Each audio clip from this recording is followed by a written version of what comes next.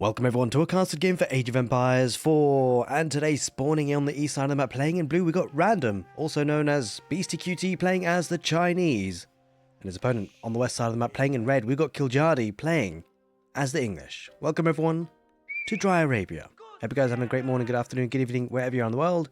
That's a lot of sheep coming in for Beasty already, holy smokes, when you see that, that's kind of a bad situation already for Kiljardi, but of course playing as the English you won't necessarily be super reliant on sheep, but you know, these sources of food certainly really help. And oh, there's another 2 sheep here picked up for Beasty. So great start already for Beasty, at least in terms of picking up sheep. And so this matchup's an interesting one, Chinese versus the English. We've seen a lot of changes actually, I've got to say. A lot of it's orientated around the English actually, because of course they can now get the Abbey of the Kings, get the king out nice and early, apply some early pressure. That's exactly what you want to do against a civilization like the Chinese. They do love to boom away with villager counts. Having said that, things have also changed for the Chinese. It was often quite the case they opted for a second town centre with Song Dynasty even. But that's being seen as been, quite greedy at the moment, and actually realistically they tend to stick towards one town centre, still maintain the Song Dynasty, so they do have a nice bit of a power spike in that. But they tend to actually start to reach towards the Castle Age, and it's a really nice power spike for them because they've got the increased production supervision from the Imperial official. They've also got the astronomical clock tower to add in siege very quickly once they get to the next stage. Now, I actually ended up picking up a decent number of sheep there at the end there, thankfully. Kiljardi otherwise would have been under a lot of problems. But definitely Beasty getting the rub of the green on that side of things. And so certainly if we do start to see sort of a fast castle play for the Chinese, they can prioritize that relic count, try and get the relics in, and then that feeds into sort of what we expect to see in the late game, if we get there, that is. We know Kiljardi is known to be a very aggressive player, and that's something that's always possible with the English. They have that in their skill set to be aggressive and to punish. But the thing is, I've got to say, in most recent games as well, casting a lot of Beasty games, there's one thing that Beasty does so incredibly well, and defending. I mean, to be fair, all the pro players do it really well, but it just seems like sometimes Beasty it's always hard to do damage against him. His reaction times, pulling villages away when he needs to, just making sure that he's well protected nicely with the economies that he branches out to. And so it's going to be a tough ask for Kiljardi, I think, on this matchup. It's an interesting one because, of course, we haven't seen all that much of this kind of matchup with the new changes. So I'm kind of excited to see how the Chinese deal with an English play. Bear in mind as well, with the Abbey of the Kings build, the English typically do opt for a second town centre. And so if that's the case, we're kind of almost going to be having a reversal of what we are used to seeing, which is the Chinese having a villager boom and sort of absorbing a lot of pressure from their enemy, whereas the English tend to be aggressive in that scenario. In actual fact, it feels like things are going to reverse a little bit. It's quite often that, well, we'll have to see if obviously Kiljardi does go for a second town centre or not. But if he does, then it's going to be the case actually the English have a villager lead, and it's going to be the Chinese that have a tech-up advantage and put some pressure that way. So we could start to see a game kind of pan into a situation where Chinese maybe go for fast castle, get some relics, and then maybe a bit behind on villager count versus the English, but then they'll catch up, possibly adding a second town centre later. We're seeing a lot of that kind of style of play actually with a lot of civilizations. They go to the castle age, pick up relics, and then subsequently add in a second town centre. We've seen it with the Ayyubids, they do it very frequently, and I feel like Chinese are kind of heading that scenario in that direction in the way they're played. Either way, I'd like to say a very big thank you for everyone who's been supporting the channel, whether it be on Twitch and YouTube. You guys are absolute legends. We've been having some great growth, especially on the YouTube side of things. So I really appreciate that. What I'd say is that if you've been enjoying the content, you've been watching maybe 2-3 casted games, and you haven't subscribed already, maybe it's worth subscribing, because if you've watched that couple of casted games, maybe you enjoy the content, and so you'll see more of it as well. I'm also thinking about trying to get some sponsorships, so hopefully a subscriber account will somewhat give me a little bit more credence, I guess, a bit more. It just looks a bit better for potential sponsors. So appreciate that, guys, and hopefully looking forward to lots and lots more Age of Empires 4 content. It's going to be going with the Barbican, of course, as we saw earlier, and then the Imperial Academy. Going to get that Song Dynasty at a very nice time. So that town centre now is going to be working pretty fast, certainly faster than the English town centre. Behind this, there is going to be that second town centre play out for Kiljardi. As you can see, the number of villages on stone definitely showing that. The king has made his way across the map. Looking to do some damage early on, ideally, for him. We'll see what he can manage. Now, quite likely to go to the gold vein, and with an outpost there already with the villagers that he's got on gold, yeah, this smells a lot of a fast castle, right? 5 villagers on gold. Very intentional number, by the way. You can only fit 5 villagers inside an outpost. That's exactly what's going to be happening soon, I suspect, with the king lurking around. There he goes, and there we go, Beastie. Just keeping an eye on things with the scouts. He's got the outpost giving the extra vision anyway. He tanks in. That's such a nice play. So the charge coming in from the king actually got, taken out on the scout, and the scout can obviously come back off and heal on 9. So didn't actually suffer any HP loss on the villagers. Didn't even that time either way. Oh, that's such a great migrate by Beastie. And that means now, look at that. Less than half HP on the king, and he hasn't done any sort of damage whatsoever. Completely nullified that threat with just 1 outpost and a scout. And the villagers garrisoning on in.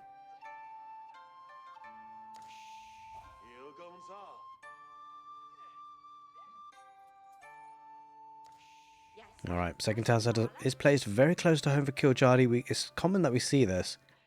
Playing a very condensed economy. Kind of has to be the case as well if you're going up against the Chinese castle age. Because they could start to spam in those premium heavy armoured units, whether it be lancers, whether it be palace guards. I'd quite like to see palace guards because it's very difficult for the English to counter that unit in the feudal age, whilst they're in the feudal age, that is, yeah? I mean, ultimately, it's you need crossbows. Longbows can do a job to an extent, but once the number of palace guards start to swarm, it becomes a little bit tricky, especially if iron undermesh comes in from the blacksmith as an upgrade, and obviously production speed can be increased with the supervision of the Imperial Fisherman. And instead, it's going to be stable. And in a way, when you think about the differences between a palace guard and a stable unit, in this case it's going to be lancers, well, ultimately it's more about movement speed. Now, palace guards aren't slow exactly, but having lancers on the field gives that little bit more of an edge to get on the map, to be a bit more aggressive. The king does get some damage in there. So it's going to give Beastie the ability to secure up those relics, get on the map very quickly, to try and secure them. He's got a window of opportunity whilst he's in the castle age before kiljardi gets there to mop them up as much as he can, and that will help him sort of settle in towards edging towards a mid to late game where gold income constantly coming in from that would be pretty nice. He's actually going to open it up with a couple of horsemen, but if he does go to the castle age, that's a kind of interesting play actually. He's going to put some pressure. Yeah, he's going to try and put some pressure on the deer camp, and this is something that actually unfortunately kiljardi has been forced into. Because he didn't necessarily get as many sheep as he perhaps would have wanted to in the early game, and now had to venture out to the deer camp, and he might lose a villager, does lose a villager. In fact, he's lost 2 so far. It's a great play here by Beastie, and not having lost a single villager to the English king, and now has killed 2 villagers from the English civilization. Definitely a great start, forcing down an outpost on the gold vein, making things really difficult for kiljardi, and all of this really matters a lot, because this is going to harm the kiljardi's tech uptime. He loses another villager, yet another villager. And this means that, well, Beastie should have free reign on the map. Good map control. Well, does that outpost go up at the end? I mean, the good thing he's got the Abbey Kings to heal on up, but I think Beastie just pulls away. Weak horseman. Still doing some damage, I gotta say, but good micro by kiljardi just to keep that villager alive. Bring her on back home. So it's going to be the astronomical clock tower. No real surprises there. It's a great landmark for the Chinese. Giving them, the siege workshop, of course, but also producing siege engines with 50% extra health. It doesn't sound like a lot, but, needing an extra springle than your usual count to one-shot a Maganao, for instance, or in this case a nest of bees, it's a big deal. Especially because I like this feature for the Chinese. It gives you vibes of, say, the Ottomans, where, you go up to the next stage, it gives you a structure that produces a unit that's very hard to counter for an enemy that's an age behind, right? So the timing here is going to be great. It's going to get to the castle age first. And that gives them 2 major key avenues to pursue here, Beastie. First is the relics. They can secure on up with heavily armoured units. And then there's actually being able to produce siege. So units that are very difficult to counter. So 2 factors. One is picking up relics, and then number 2, picking up units that are hard to counter for their enemy. And that's done in 2 ways in this scenario. One with the astronomical clock tower with the siege, and the others with the heavily armoured units. Now, I've got to bear in mind that because he's opted for a stable here, Beastie, his units are still somewhat counterable by the English feudal age. Of course, spearmen do incredibly well against stable units. So that's one of the benefits you get from stable units. You get the mobility, but then you do forgo the benefit of a palace guard, which is a lot more harder to counter for enemies in the feudal age. But yeah, look at the movement speed. It's going to be forcing kiljardi to be staying at home, right? Because the constant threat is just always looming. And so the concept is that whilst palace guards can offer you a lot of map control just by being on the map and the key locations you want to protect, well, the stable units in the form of the knights forces your enemy back at home. It forces them to stay at home, so they can't even venture out on the map. So it's I guess it's actually a bit more of an aggressive way to control the map, the staple units. So it's a nice play for Beastyqt. It kind of gives you the signal of the mindset of the players, how Beastyqt is being super aggressive at this stage. It's commonly said, well, not commonly said, but we've seen some time and time again, people like to think that Beastyqt is quite, not so much passive, but quite defensive. But there's different ways to look at it. You know, there's defensive of the way in terms of you play, in terms of villager booming, and there's also defensive of the way in terms of how you address certain concepts in RTS, like map control. And you can certainly say here that Beastyqt has gone for the more aggressive approach by using stable units rather than palace guards. Well, speaking of relics, we've got the monastery already up and running. Going to be getting a couple of those monks out already. First one is picked up for Beastyqt. Going to be bringing it back home slowly. And so whilst we do see the second town centre for the English, bear in mind the English villager count is not all that great compared to the Chinese, and it's because of the Song Dynasty, right? It really does help nullify the effect of a second town centre of the Song Dynasty. Now slowly, steadily, obviously Kiljardi's villager lead will start to climb. But I wonder how Beastyqt plays this one out. Like, if he starts to get all the relics and then starts to, you know, he's actually adding in palace guards, so, yeah, he's adding them in now.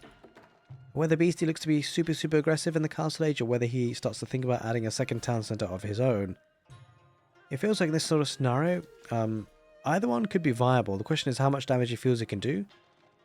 Now, if it's another civilization, it might be more inclined to go for a bit more of a stronger push, just stay one town centre, but because you're up against the English, it's often very hard to push on in, especially when the castle age comes in with what is likely to be the tower, the White Tower, right? So the static defences, the defensive capabilities for the English, probably going to force Beastyqt into a second town centre, recognising that he's probably not going to be able to do all that much damage. It's a different story if it's a different civ, right? If they don't have a White Tower in their base, if the defensive capabilities aren't as strong for that civilization, you know, they might be a little bit more open to be attacked, of course. Yeah, certainly going to be a lot of villagers building their White Tower.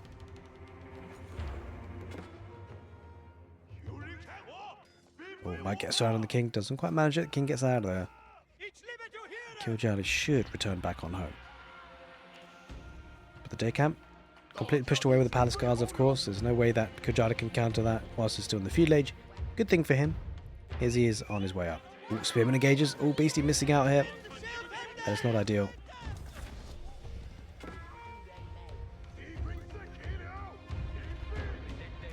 The palace guards are making a movement on the right side, looking just to attack a little bit and see what value they can get. Spearman going the west side. He's recognising, of course, the lancers are wrapping around, and they could get some damage here if the spearmen don't engage properly. Oh, Beastyqt. He's not spotting this. He's going to get a couple of free hits here. Kiljardi, good engagement for Kiljardi for sure. Going to go for some villagers on the farms, but loses one. Overall, though, getting a villager kill was always important.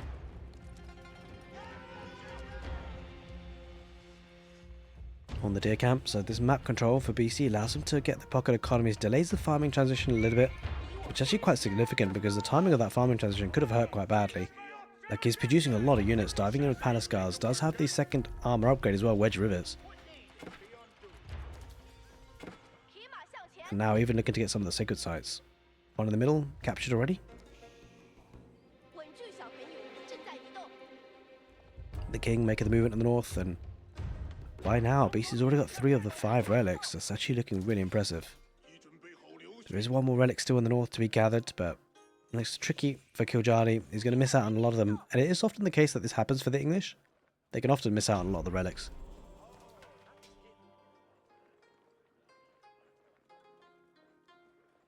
Welcome on in, by the way, Loladin in Twitch chat.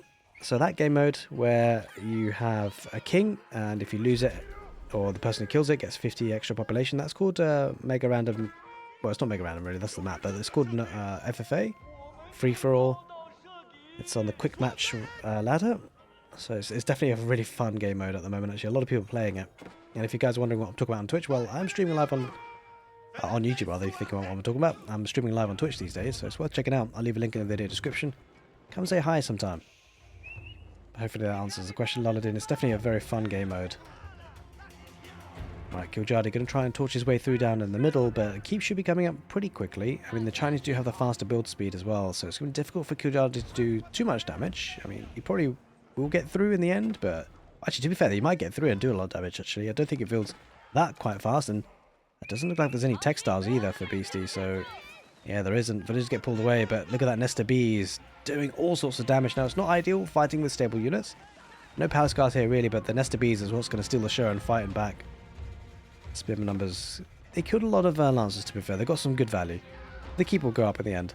And Beastie will be safe and secure now. With 4 relics and 2 sacred sites, gold will be coming out of his ears. And there's that second stable. Second town centre, rather. No sign of a second stable. And it's understandably so, because I think at this point, the English with the number of spearmen they have, it'd be difficult to justify. Got a lot of crossbow as well, so definitely a more defensive armor composition for the English, understandably so, because, well, the Chinese are a bit more aggressive, which is kind of crazy to think about, right? It's not common that you see this matchup pan out in that way. It's certainly fascinating to see the dynamic status or dynamic way that Age of Empires 4 changes with each patch. Going out to the deer camp of the north, and we are starting to head to the moment where, 15-20 minutes into the game, we're possibly going to start seeing a farming transition for the Chinese, which could hurt them a little bit. In terms of military production, that could give it an advantage for kiljardi. So I think next 10-15 minutes, maybe kiljardi has a window of opportunity to be a bit more aggressive, do some damage, because his farming transition is already, well, it's already very, very well established. Speaking of well established, both players have well established their walls and their defensive structures. Having said that, base is actually going to be fully walled up. Can't say the same for Kiljardis, and that's kind of concerning because when you factor in the raiding potential for the Chinese, it's actually quite massive, right? You can waltz in right through the middle. And sure, there's White Tower and 2 town centres, but when we're heading towards the 20-minute mark, you start to see, these units fully upgraded. He's obviously already got wedge rivets. We're starting to see the Imperial Age coming in soon as well for Kiljardi, so that's going to be interesting. Going to go for the Wingard Palace, going to give us some very, very nice, unique units. Kind of excited to see this. I love the fact that they produce in battalions of 4. It makes it a bit tricky in terms of, if you're population capped, they come in batches, so they do take some time to come out, but when they do, they come out in a batch. I want to see what he decides to make here, Kiljardi. Right, farming transition coming out. It's a lot of farms, but there's no... he's waiting for the berries to be taken, I think, at this point. And he's going to be getting one of those lovely, lovely granaries. The drop-off point for the Chinese here in this scenario, of course. They can drop off to the mill as well, but the granary obviously a much more farming efficient drop-off point. Now, the Imperial Age coming in for Kiljard is going to give him a nice spike in terms of gold income, giving enclosures, but it's a bit more of a passive generator rather than a big sort of one-shot injection, like, for example, the Guildhall for the French or the Jeanne d'Arc faction. But it's going to put him in a good spot for the late game. Now, speaking of gold, we are heading to that moment of the game where you start thinking about these 2 8,000 gold veins, and so trying to protect that is going to be quite key. Now, Kiljardi does have a decent number of stone in the bank, so could possibly venture out to get a keep. And likewise could be said for Beastyqt. It's definitely going to be a key component for the rest of the game, like getting control of that area of the map to be able to mine the gold. Certainly that's something that they're going to want to do.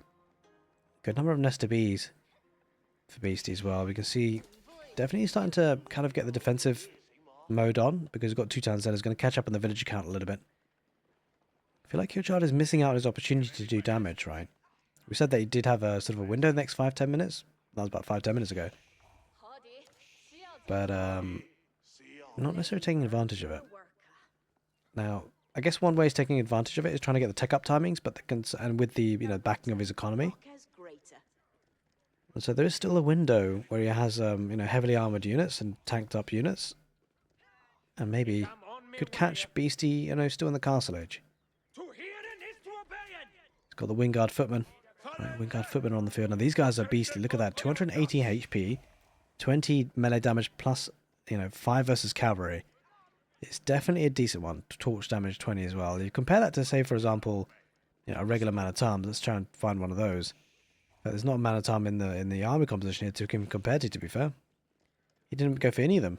Didn't go for man-at-arms at all. Alright, we're going to go for a keep at the north. Protect the 8,000 gold vein. Makes a lot of sense. Palace guards could have their work cut out. Let's compare them to a palace guard, right? So 155 health versus 280. 13 melee damage versus 20. That's a big, big difference. Torchfire, 16 as well. So the footmen in mouse numbers can do a lot of damage. That is for sure. Difficult to counter as well because cavalry get, you know, bonus damage against them, +5. So you can imagine that, 25 damage per shot or hit from a wing guard footman versus a cavalry unit. It's devastating. Gonna go for the Great Wall Gatehouse. But where is that being placed actually? It's kind of curious to see. Oh, I was placing a bit more defensively where the farms are just to make sure he's not being raided. This is kind of concerning for kiljardi. Just looking at the map spawn, or the map way he's kind of carved it up here, kiljardi. The concerning feature, you know, he is in the next stage and needs to do some damage. He needs to be on the front foot, but being open like this always leaves him exposed to being raided. And you can see Beasty not taking any chances on that. He's got the towns and he's got the landmark. He's got the stone walls, protect his full farming economy. It's a bit unfortunate that he's got 3 tiles of farms here rather than 2 on either side of the granaries, but it is what it is.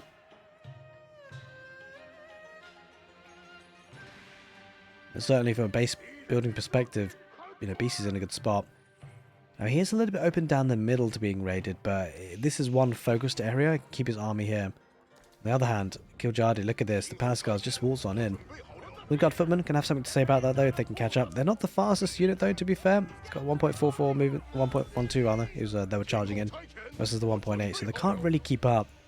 So this is where it becomes a bit dangerous, right? Because with the Chinese economy nicely safe and secure, they can keep producing units, right? They're going to kill economy and they're going to be able to... They will lose Palace Guards, for sure, but they're going to trade them in. Considering his economy is nice, safely and secured, I mean, to be fair, he lost probably a bit more than he wanted to, but he's still killing a lot of villagers. He's idling farming economy, and they're doing a lot more damage than I expected them to. As a raiding unit, Palace Guard's pretty decent, and Beast's getting a lot of damage out of this. Not only is he killing villagers, he's causing idle time. Kiljardi's food economy is starting to you know, be a bit more stifled. We might even see Beasty look to just extend these walls a little bit, extending down in the south. Just give him that preemptive warning in case kiljardi does try something there, but he's going to go for more of the northern side. I gotta say, Beasty might need to try and think about securing some gold, right? That's one thing that kiljardi has in a good way. With the keep there. He's mining out like crazy though. Holy moly, that's a lot of village and gold. He's very gold hungry, doesn't really have much in the way of farms, and I guess it's not great for the balance of his economy. But he's trying to take advantage of the gold that it has on the map controlled at the moment, right? You often want to do this. You don't want to give away... you know, when you've got map control, you want to make the most of it. Kiljardi go for a bit more aggressive stone walls. Just trying to maybe stop trade.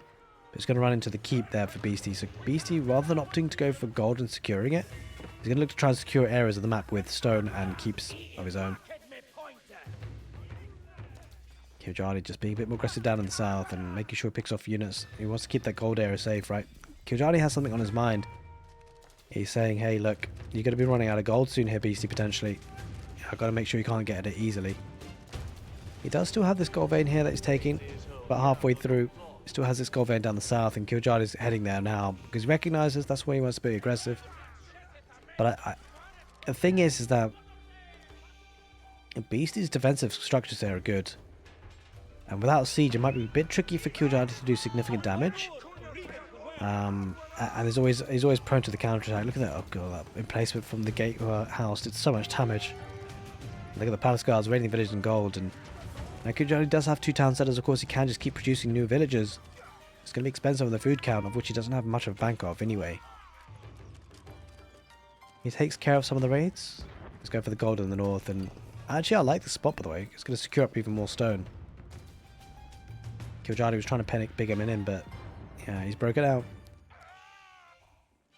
It's a bit of a concern for Kiljardi. I feel like the timing window that he had for when Beasty was in the castle age, that's all gone now. So now it kind of resets now into the situation where both players are pretty even in terms of, well, they are even in terms of the tech up, and it comes down to who's going to be having a superior late game. I love the hats for the Chinese villagers. Holy moly.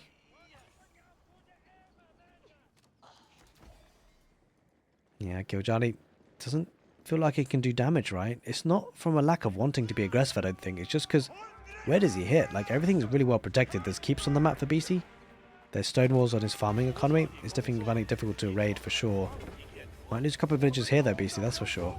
Gets the village up. Garrisons the village inside. He does have a bombard, so cutting off gold income here in the north is pretty key. Look at this, though. He's going to break on through. To be fair, he took out the palisade walls rather than just walking on through. But you can see the definite play that Beasty wants to keep his enemy open. Now, the English are having to back away and get back home to try and defend and take out as many of these units as possible. But raiding damage is going to be coming in for sure from these palace guards. Meanwhile, look at the farming economy for Beasty. It's ramping up. And look at this, Kiljardi has literally 0 villagers gathering food right now. That is not a good sign. Yeah, looks like it's going to be raided into a big bad situation. He has to deal with this, and the big thing is that it doesn't seem like a lot, but every time that Beasty does this, it causes so much idle time on the food. Certainly, we'll be losing key resources that he's pumped into and invested in the palace guards, but Beasty's got 200 population, so he can continue to do that. It's not a problem. His economy is looking decent. And that's kind of an interesting concept to think about in an RTS game. I love the fact there's been a lot of things in this game actually to talk about. You know, we talk about using resources. Well, let's talk about this for a second. This could be an absolute butchery here. Oh god, those villagers need to back away for sure. But yeah, certainly in terms of using resources, you can start to think about, well, one way of doing it is making units, but when you get to the stage where people are at 200 population, it's not just enough to make units, it's more about using them. And Beasty is using them. He's actually spending his resources and using the units that he has on the field. Trying to raid and do some damage as much as possible. Well, that's kind of significant. Getting an outpost on that gold. Especially if he looks to get some emplacements. Kiljardi making a movement on the north. He wants the resources. Trying to secure up the gold in the south. So this is kind of interesting. Beasty might struggle with gold, and I think that's a great play by Kiljardi. Got plenty of resources in the bag. I think things are looking decent for him, but he's taking a game here. Just numbers wise, palace guards will probably win that. But he's not engaging. He doesn't care. Beasty's going right through the heart of the middle of the map, and he's just going right straight for the food economy, right? Although this should be a good cleanup for Kiljardi, I think. He's just got way too many units. He's got a couple of range units as well, and yeah, palace guards. By the time they get to the economy, they could be very severely weakened. Beasty making a play down for the south. Now the keep gets up really quickly, by the way, for the Chinese, of course. With the extra build power they have, the build speed on their villagers. This is interesting though. The way he sacrifices palace guards, he's done that really purposely, obviously, just to allow him to get the keep up and deny the gold in the south.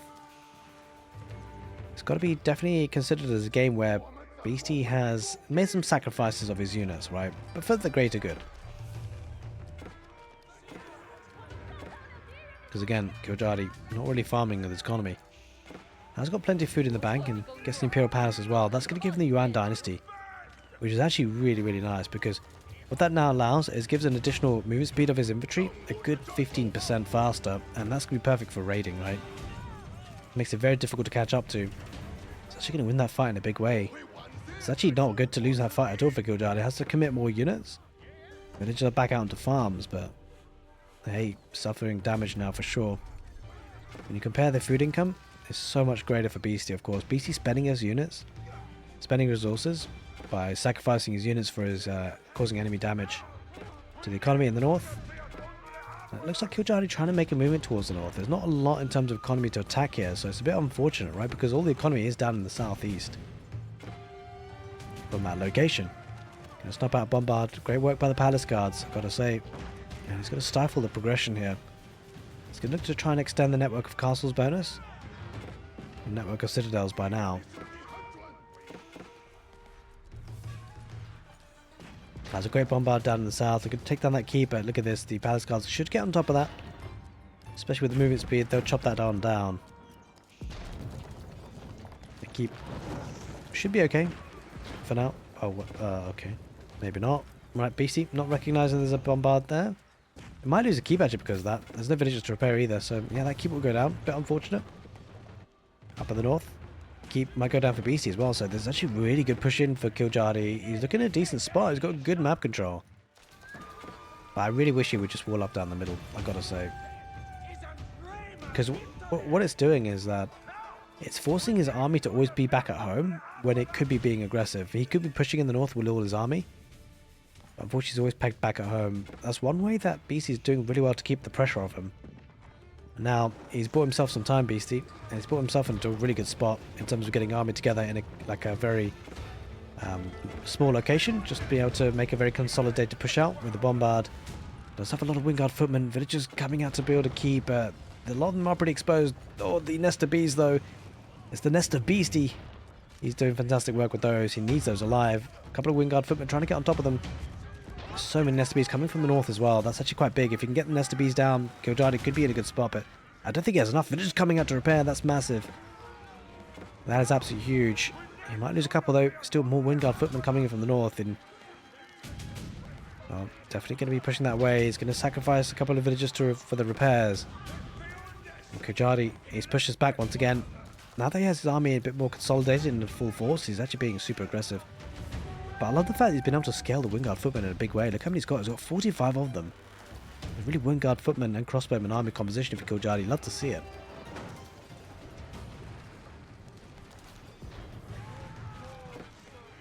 Nest of bees. Oh, Kiljardi is getting out of there. Oh god, these guys. I mean, nest of bees do so much damage to infantry units for sure.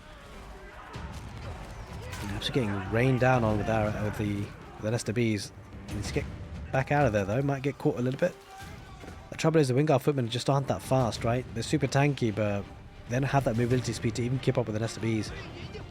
Oh no, crossbows. Oh god, Kiljardi. No. Oh, it's a massacre. He lost so much there, guys. Oh god, that was a lot of resources that just went down in the blink of an eye. Palace guards coming in to clean that up, and it's such a big deal. The nest of bees, it's just done so much damage. Oh no, Kiljardi down to 37 military. And that's the concern going infantry against the Chinese. And guard footmen raiding in the north, but you know, static defenses will help against that. And they're just so slow to move on in. Definitely not comparable to the elite palace guards, of course, in terms of movement speed. Now, we talked about the comparison between Wingard footmen and regular palace guards. Of course, it was a bit unfair comparison. You know, you've got castle age units versus imperial age units. But here, 252 health, and does have the 20 melee damage. So the Wingard footman overall is not like incredibly much better, but it's got the extra health, especially now that it's they've been upgraded with. I believe that's going to be elite army tactics that would have done that 336 HP. So to be fair, actually, the difference is pretty decent. Stone walls coming up now, and without siege, Kiljardi, not without a coordinated effect, he's not going to make his way through, and that's the problem, right? Kiljardi's being raided now. All nest of bees kind of caught out a little bit. Palace guards, and wait, are these fire lancers? Whoa, Beasty's got for elite fire lancers. It's been a while. We're seeing elite fire lancers once again. A retreat to the keep. Still a good number of Wingard footmen trying to chase us down. Nest of bees gets a good shot off, but he might lose quite a few here unless the village come out to repair. It's going to be key. But look at this, back at home. Kiljardi's being raided massively. And there's only so much he can take of that. He's been everywhere, actually. Oh god, this is not great for his economy. He's being raided so heavily. And Beasty, he's absolutely decimating that economy in terms of gathering raids. A lot of the nest of bees have been taken apart, which is definitely a good start here for Kiljardi. Boiling oil coming into play though. Fire Lance is going to dive in on those crossbows.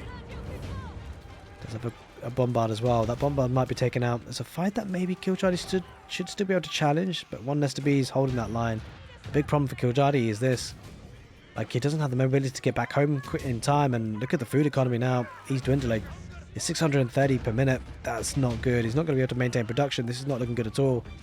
And sure, I mean, I don't think he even wins this fight in the south even anymore. The reinforcements coming on in, and the palace guards, they're so fast now with the Yuan dynasty that they get into the fight really quickly. Crossbows finding it difficult to retreat. I mean, they are going to get away in the end, but what are they going to come back to? It's a really dampened down economy. Kiljardi down to 81 villagers. That is not good for his economy at all. And Beasty, he's lost a lot of military units to be fair, but he has just caused so much damage. Definitely worth it in the end because his economy's been totally untouched. Adding siege now, going to go for the final killer blow potentially here. And he's dragging away the army for the English in the north. Speaking of the north, Kiljardi does have a gold vein secured there, but that's about to be raided by fire lancers.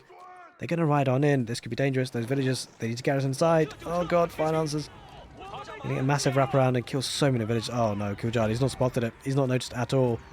Gold income going to start to dwindle. Bear in mind, keeping the farming economy idled for the English is a double whammy, right? He's not getting food, he's also not getting gold from the enclosures. That's one thing as the English, you've got to make sure the economy is nicely protected.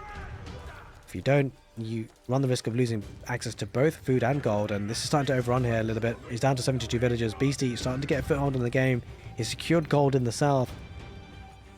He's got 5 of the relics, of course, and so his gold income is going to be massive. He's taken out the gold income in the north for Kiljardi, and he's struggling, both on food and gold. Look at the income per minute. He's just lost a lot of villagers. And to be fair, I mean, equally so, BC has lost a lot of villagers that have been out gathering resources on the front lines, right? So it's just a case of, I think a lot of it's come down to idle time as well. Feels like BC has lost a lot of villagers in quick succession because of taking bad fights, or not bad fights, but during engagements, or repairing siege, that kind of thing, in exposed areas. Alright, well, either way, looks like Kiljardi coming up with a bit of a force down through the south. In the middle, though, Beastyqt continues to raid, and it looks like he's switched up his army, really, from going from Palace Guards to raid into the Fire Lancers, elite Fire Lancers of that. I might lose a couple of units here for sure, will do. Doesn't get the outpost at the end, which is a bit unfortunate. Oh, Palace Guards coming in from the south once again, looking to raid that gold, and they will break through. He's got spearmen and crossbows. The spearmen are going to tank a little bit for the front line, just to allow the crossbows to do some damage. He's got a couple of wingard footmen. I think he should hold this. It'd be a bit of a close one, because yeah, he should hold it in the end. Palace Guards just going for the gold village instead and look to raid. There's constant pressure. It's so difficult for Kiljardi to soak up, right? He's never really established a firm stronghold of a base, just like a Beastie has. Look at that farming economy, been untouched for a very long time. Hey, what's up with that farm? It's like half built. It's kind of weird. It is what it is. Oh, Rams coming in. I mean, I guess they're going to be taken down pretty quickly. But this buys time for Beastie, actually. It's quite a lot of resources put into that Ram push, but in the meantime, he's up in the north here, Beastie, getting access to gold once again. More importantly, denying gold for Kiljardi. Look at that. The gold income is just not working out for him. He's only going to be able to get the elite upgrade, and that's down to the fact he's struggling on gold. You can't say the same for Beastie. He's got 6,000 gold in the bank. He's got gold coming out of his ears. He's mined most of this in the south. And that's really where Beastie's lost a lot of his villagers, is by mining this gold. And it's definitely worth it, because you can always make them again, right? He's at full population capacity after all. The Wingard Footmen going to take out all these villagers, but the villagers have done what they needed to do. They are going to escape eventually. But the kind of crazy thing here is losing villagers is not necessarily a bad thing for Beastie. He's going to make more units. He's going to take the fight with the elite Fire Lancers. He's not going to be able to get the bombard in the end. It should be a decent fight here for Kiljardi, but it's fighting underneath the keep is less than ideal. And back at home, oh no, he's being raided so heavily. Like, we've seen this time and time again in this game, and yeah, Beastie's doing all sorts of damage. Takes out the second town centre, would you believe, with the Fire Lancers, and Kiljardi, he's bleeding, he's hemorrhaging. He doesn't have much of food income. In fact, how many villagers does he have on food at the moment? 10. Compared to the 57 that Beastie has, is being continuously raided, and I don't know if there's a way back here for Kiljardi. He's lost out on gold, he's getting to keep here, Beastie's on the north. Securing that gold vein, so he's got a steady supply of food, steady supply of gold. You cannot say the same for Kiljardi. Down to 120 food in the bank. He's only now going to be able to get the third farming upgrade. Now, might be taking a good engagement here in the south. Possibly could snipe out the Nester Bees. Should get it in the end, he does, but the problem is he's kept so idled back at home. Oh no, he's down to 54 villagers. Kiljardi's going to have a mountain to climb. Bear in mind, he's only got one town center now, and there it is. He can't boom back. Kiljardi taps out. A great game of Age of Empires 4. And Beastie takes the game. Most of it came down to raiding. But there's so many great concepts to think about in that game. Hope you guys enjoyed it on YouTube. If you did, make sure you give the video a thumbs up. Take care, and see you next time.